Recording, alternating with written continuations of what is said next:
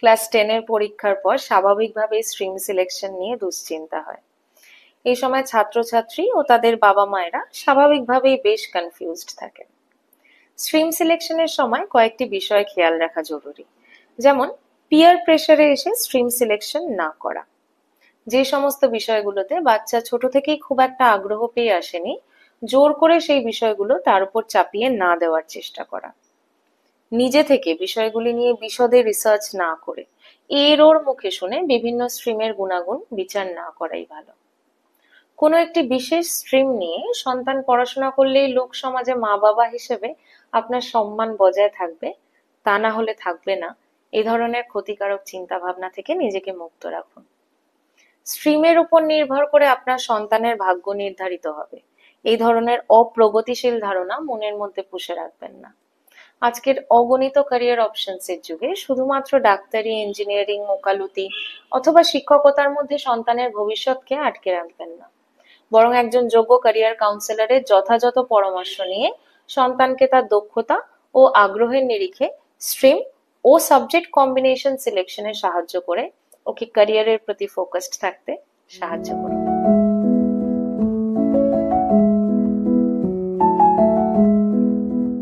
Class 10 এর পর সন্তানের স্ট্রিম সিলেকশনের ক্ষেত্রে যা যা মনে রাখবেন তা হলো, ছোট থেকে ও কোন বিষয়গুলোতে আগ্রহ দেখিয়ে এসেছে এবং ধারাবাহিকভাবে ভালো ফল করে এসেছে। অর্থাৎ শুধু আগ্রহ নয়, বিষয়গুলোতে ওর কতটা দক্ষতা রয়েছে সেটা দেখাও জরুরি।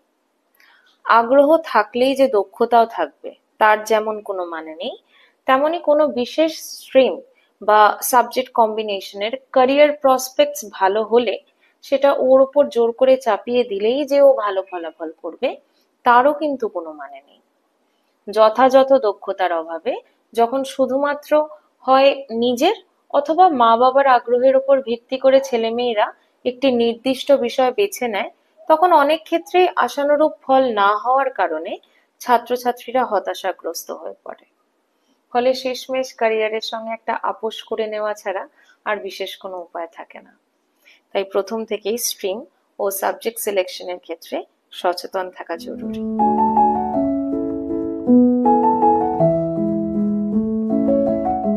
ক্লাস 10 পাশ করার পর অযথা সন্তানকে সায়েন্স নিয়ে পড়ার জন্য জোর করবেন না। যদিও আমাদের সমাজে সায়েন্স স্ট্রিম নিয়ে পড়াশোনা করাটা একটা স্টেটাস সিম্বল, কিন্তু মনে রাখতে হবে আপনার সন্তানের মানসিক শান্তি এবং ওর একটা সফল ক্যারিয়ার এই ভ্রান্ত স্টেটাস সিম্বল বজায় রাখার চেয়ে অনেক বেশি জরুরি। এমনও হতে পারে যে বাচ্চা না বুঝে কখনো পিয়ার প্রেসারের কারণে অথবা পাড়া প্রতিবেশী, আত্মীয় স্বজন বা অন্য কোনো প্রভাবে এসে সায়েন্স নিয়ে পড়াশোনা করতে চাইছে। সেক্ষেত্রে মা বাবা হিসেবে যদি আপনি প্রথম থেকেই ওর দক্ষতা ও দুর্বলতার জায়গাগুলো সম্পর্কে সচেতন থাকেন, তাহলে ধৈর্য ধরে ওর কোনো রকম সমালোচনা না করে ওকে প্রোজ অ্যান্ড কনস গুলো বোঝাতে হবে। আবার বাচ্চা যদি সায়েন্স স্ট্রিম নিয়ে পড়াশোনা করার উপযোগী হয়, সেক্ষেত্রে তাকে যথার্থ উৎসাহ অবশ্যই দেওয়া জরুরি।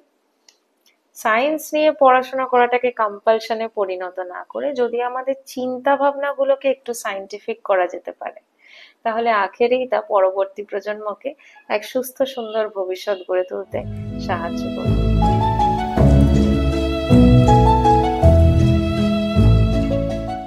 হিউম্যানিটিজ বা আর্ট স্ট্রিম এবং দুর্বল ছাত্র সমার্থক শব্দ নয়, বরং এই চিন্তাধারায় যারা অভ্যস্ত তারা দুর্বল বুদ্ধির শিকার হলেও হতে পারেন।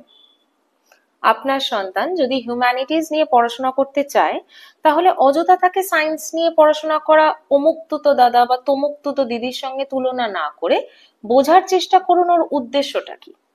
মনে রাখতে হবে আজকের দিনের বাচ্চারা কিন্তু আপনার ও আমার ছোটবেলার তুলনায় অনেক বেশি ইনফর্মড।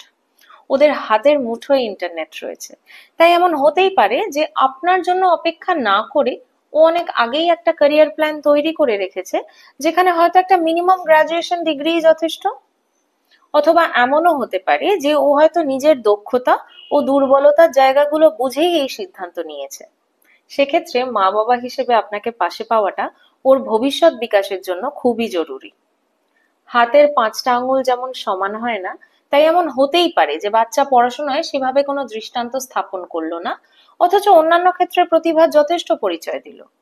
সেক্ষেত্রে ওদের যথাযথ উৎসাহ দেওয়ার পাশাপাশি ক্লাস 10 এর পর স্ট্রিম সিলেকশনেও বিশেষ গুরুত্ব দিয়ে বিচার করতে হবে। এক্ষেত্রে এমন কিছু সাবজেক্ট কম্বিনেশন বাছাই করা দরকার যা অ্যাপ্লিকেশন ভিত্তিক এবং অবশ্যই স্কোরিং। সুতরাং ওর সায়েন্স না নিয়ে হিউম্যানিটিজ নেওয়ার পেছনের যুক্তিটা কিন্তু আপনার কাছে খুব পরিষ্কারই থাকছে।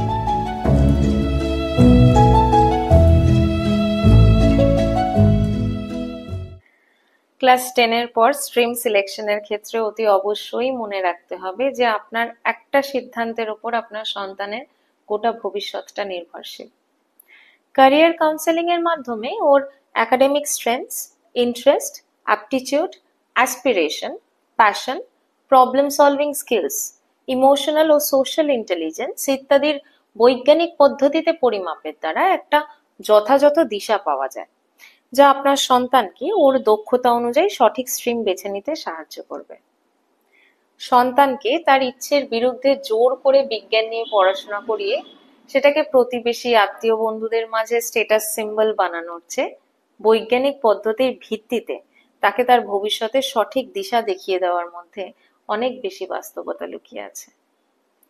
অন্যের সঙ্গে প্রতিযোগিতায় নেমে অথবা নিজের স্বপ্ন পূরণ করতে গিয়ে সন্তানকে হতাশার দিকে ঠেলে দেওয়ার পরিবর্তে ওর পাশে থেকে ওর প্রয়োজন বুঝে সঠিক ভবিষ্যতের দিকে ওকে এগিয়ে যেতে সাহায্য করুন। অভিভাবক হিসেবে নিজের সন্তানের মনের খুব কাছাকাছি থাকার এই সুযোগ হাতছাড়া করবেন না।